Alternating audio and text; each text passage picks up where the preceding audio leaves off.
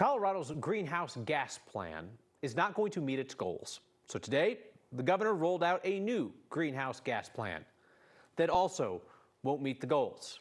Our Marshall Zellinger looks at lessons learned about what works and what doesn't. A roadmap gets you from A to B to C, though we call roadmaps Google Maps today. But I digress. The governor today announced Roadmap 2.0 for reducing greenhouse gas pollution. We have achieved 95% of the actions that were identified in that first roadmap in just 3 years. Roadmap 2.0 admits what the first roadmap also confessed, that certain benchmarks will be late.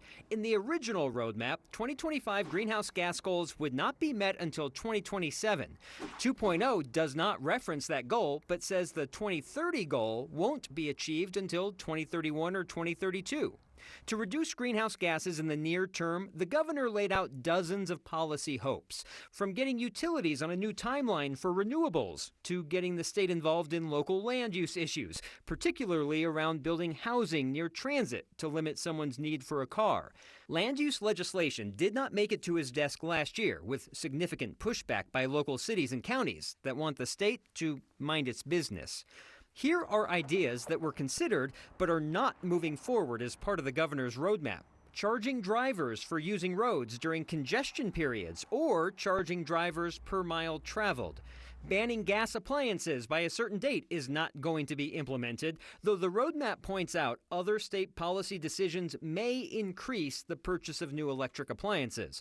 And a flat-out ban of oil and gas production is not part of the roadmap. Though last week, state lawmakers introduced a bill to ban oil and gas drilling 5 months of the year. 2.0 states, our strategy to reduce greenhouse gas emissions is to make clean energy cheap rather than make fossil fuels expensive. The policy ideas that appear in the roadmap either need to be passed by lawmakers and then end up on the governor's desk, or implemented through decisions by the Public Utilities Commission or Air Quality Control Commission, for instance.